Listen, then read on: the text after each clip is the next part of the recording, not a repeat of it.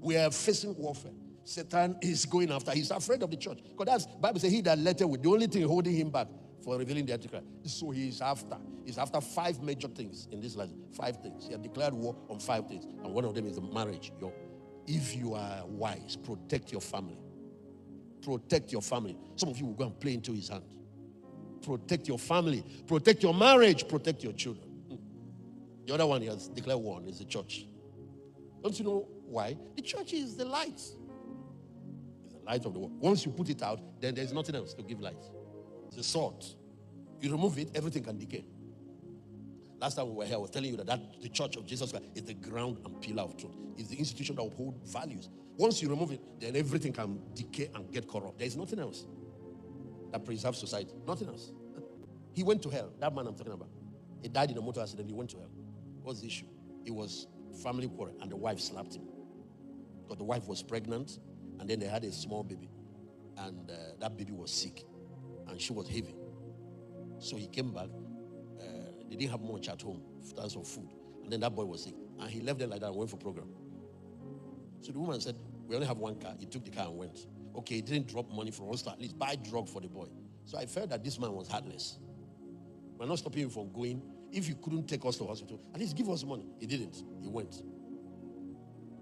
It was when Oga told his own side of the story, we understood what was going on. He too was broke. So that program, they were going to pay him something. So that's why he had to go to come and look after his family with the money. The woman didn't understand that. So she thought he had money. Didn't want to. So when he returned that night, 30 slap was the welcoming. He said, I almost beat her, but I looked, she was pregnant. So in my culture, it is an abomination. You slap your husband. So I made up my mind, I'm going to package her back to her family and marry another wife. Of course, women now, they can open the door. Satan will come after their head will clear. Later, she started banging, begging all through the night. He locked his room. When you all have your rooms now, locked his room. So she slept at that door. She begged. He wasn't listening. She slept at his door. So he has concluded plan how to send her home. Early in the morning, when he woke up, he opened the door. She was at the door, begging again. He didn't listen. So he went off, bought goats because he's returning on diary, and then he bought a goat and drove to the wife's state, drove all the way to that place, met with the in-laws, gave them the goat and collected back. And now told them how to come and get their daughter, or he was going to go and package her, put her in them.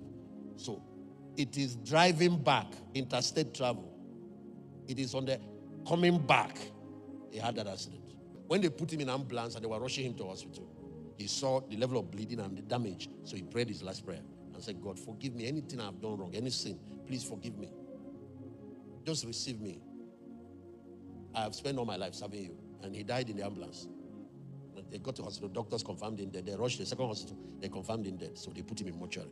He was in mortuary. And they cut his body, injected chemicals into his body. When Rabonke prayed for him, they brought him in a coffin from the mortuary and all. He rose from the dead. But his story is that he came from hell. He went to hell. He said when they got to the line where the one group will go right, the other group start descending into the pit. And they told him, oh yeah, that way. And he said, no. I'm a child of God. I'm even a minister. I've been serving. And the angel said, you see that prayer you prayed it was not heard. He said, why? He said, because your wife was begging you all through the night. You didn't hear. And in the morning, you still did not hear. You refused to forgive. And so all your problems were not forgiven. That's what Jesus taught us. If you don't forgive people there, then neither will your heavenly Father. It's as simple as that. One of the reasons why I'm very compassionate and merciful is because one day you will need it all. You will need it. And that day, it will be the medicine you're giving others that you will get back. And a friend of mine said, what you will have done is open the door and say, I forgive you. Then still send her away. I said, how is that forgiveness? How is that forgiveness? You are forgiven, but you are still going.